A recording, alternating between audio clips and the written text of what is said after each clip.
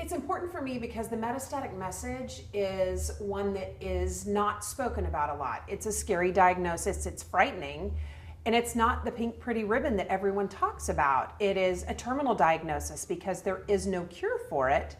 So people don't want to talk about it. I think that when you're diagnosed with breast cancer the first time, and it's, say you're diagnosed, stage 3 like I was, a doctor doesn't necessarily want to mention to you, hey, this can come back, because they want you fighting the best fight you can. And I understand that, but at the same time, there is a chance of reoccurrence. It's a 30% chance of reoccurrence it coming back, metastatic somewhere else.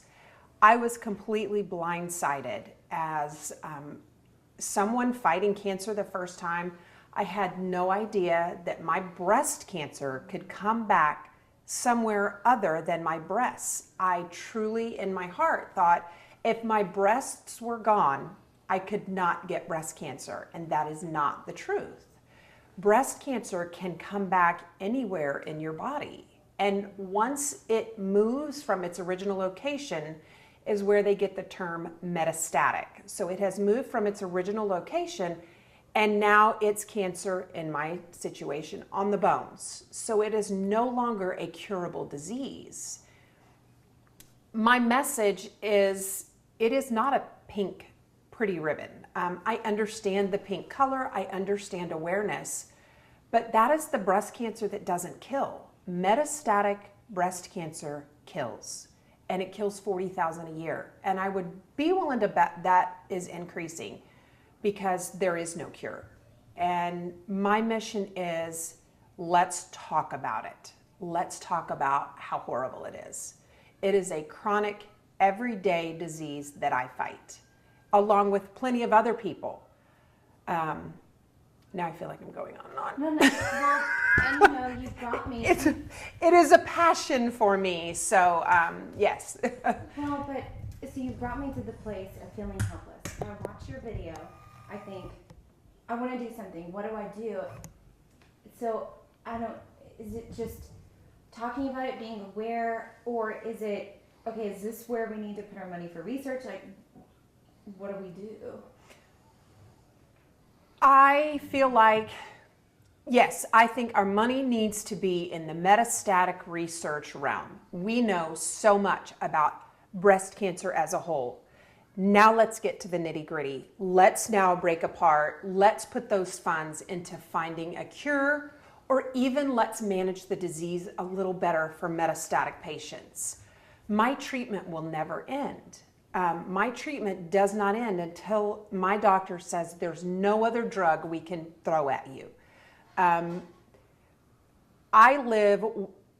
Yes, I fight, and my doctor's constantly reminding me, this is quality of life for you.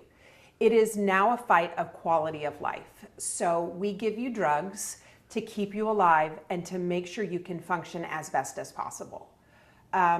So it is very, very important for me to throw that money at metastatic breast cancer research. I'm hoping big places like Susan G. Komen will start putting more money towards metastatic research. It is highly important because it's the cancer that kills. It is the breast cancer that kills. And so, were you ever in remission? Did that happen, or? I finished my first fight, my first round of cancer, and I went about 6 months thinking I was cancer-free and I was in the clear. I was very blessed to have a very aggressive doctor, and so she checked me every 3 months, and I had 2 checkups that were clean and clear of cancer, and she caught my reoccurrence very early. So I have had a manageable fight, a manageable reoccurrence, and she monitors me very, very closely. I think that is the most important thing, is to have a doctor that is aggressive, that watches you very, very close for a reoccurrence. And so did it come back in your breasts as well as in your bone? No, I don't. I no longer have breasts. I had reconstruction surgery thinking I was done, so why not become a woman again? I had my both breasts removed. I had clear margins, very deep clear margin. I had a great breast surgeon who got me clear margins, as they say.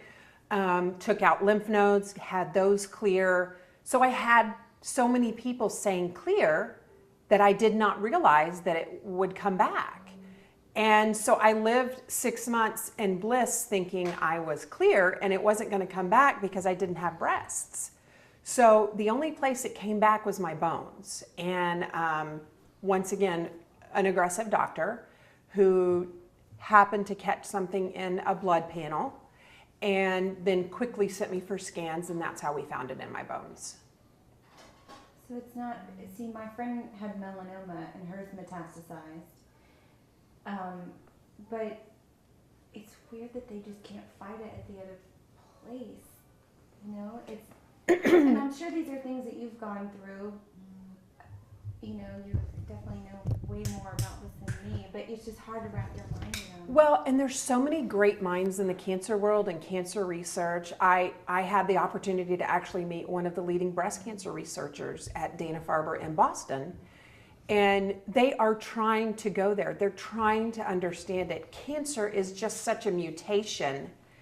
The problem is they think they have it and then it mutates to another form. And so that's why I feel like metastatic disease needs the spotlight, because it's quiet and a lot of people don't understand it. I have more people say to me in a day, meta what? They don't even know how to say metastatic. And that's where I was. I didn't know it existed. I had heard of patients, you know, I had a dear friend that she came to me and said, you know, my breast cancer's gone to my brain. And in my mind, I thought, oh, you should have had both of your breasts removed and it wouldn't have gone to your brain.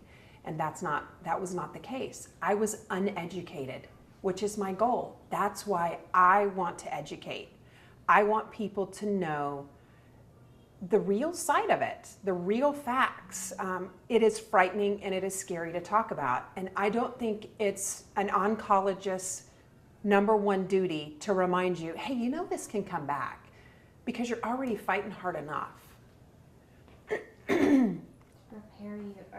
Well, first of all, research to figure out why is it going from year to year, and why at that point is it fatal, and then also just patient awareness, because I guess as you're riding this high of yay, I'm a survivor, maybe you don't go back for checkups like you did. You know, you were so diligent about. Well, I don't know.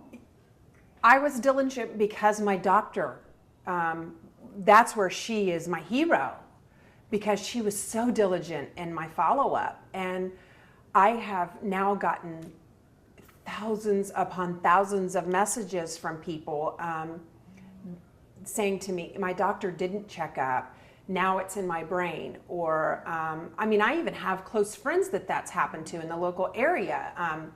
None of my doctor, because she's amazing. But, you know, I have people contacting me literally all over the world saying, tell me more. What do you mean it's breast cancer in your bones?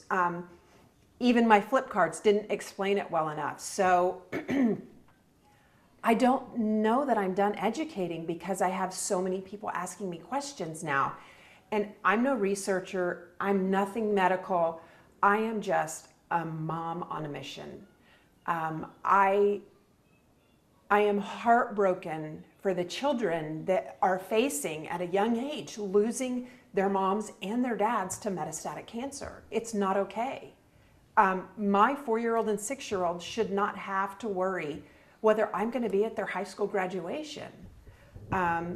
Statistics tell me I won't be, but I'm going to fight tooth and nail for it. And that's why I want to scream at the rooftops, we need more research for metastatic.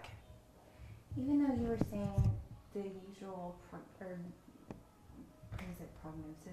is 26 months, do you feel like finding it sooner, like you did, allows them to get a hold of it before it gets to your brain, before it gets to... Absolutely. Absolutely. Once again, I attribute that to my doctor, who is very aggressive in the fact of doing checkups.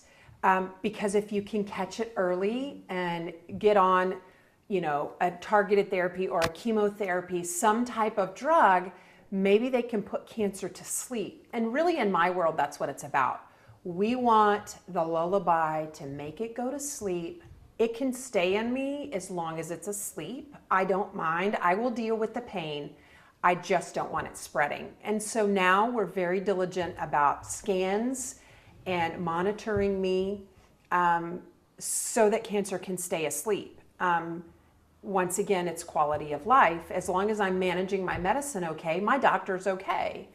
But it is about catching it early. And so if you're a patient and maybe your doctor is not doing blood tests on you every 3, stretching it might be 6 months, and you're a patient, you need to know, hey, this can come back. Why aren't you doing this? You have to be your own advocate. And if you're not, maybe that's where I step in. Be an advocate for your own health. I mean, doctors are humans. Everyone makes mistakes, but stand up for yourself. Be your own advocate.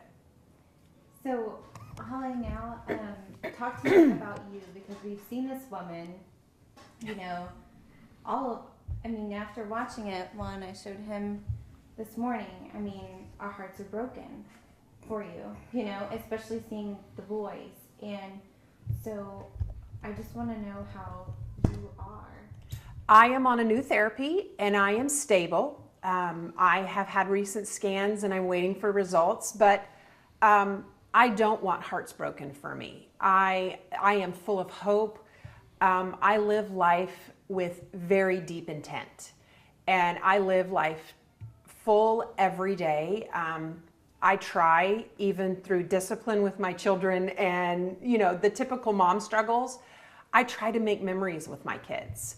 I am very blessed by my journey because my life is rich. I am richer now than I was before cancer. And I have a purpose, and in the last 6 days, I'm maybe understanding a little bit more of my purpose. I don't want hearts broken. It's my life. Everyone has struggles. I just want more people to understand. I don't want people to feel sorry for me. I just want the knowledge out there.